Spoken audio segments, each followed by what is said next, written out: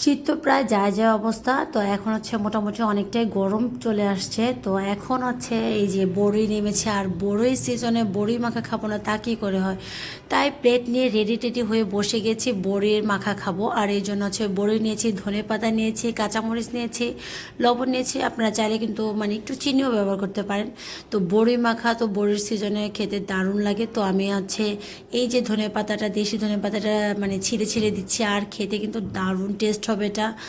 মানে এইভাবে কিন্তু আমি যে থেতলে নিব এখন হামানদিস্তাতে বড়িটা, মানে যে ধনে পাতাটা আর হচ্ছে এই যে মরিচটা হচ্ছে থেতলে নিয়েছি। এখন হচ্ছে দিয়ে দিচ্ছে হচ্ছে বড়িটা। দেখতে যেমন সুন্দর, খেতে ততটা চমৎকার।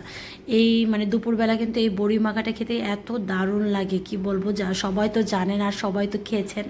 তো এটা তো আর বলার কিছু নেই, আর এটা তো মানে দেখলে হচ্ছে জিভে জল চলে আসবে, এরকম একটা খাবার। তো এই ওয়েদারে আর এরকম মানে সময়ে এটা কিন্তু মানে সময়ের চাহিদা বলেন আর যেটাই বলেন, এখন কিন্তু বড়ি মাখা হচ্ছে খেতেই হবে। তো আমার মানে বড়ি মাখা কমপ্লিট, আমি হচ্ছে খেয়ে নিচ্ছি। সবাই ভালো থাকবেন, আল্লাহ হাফেজ।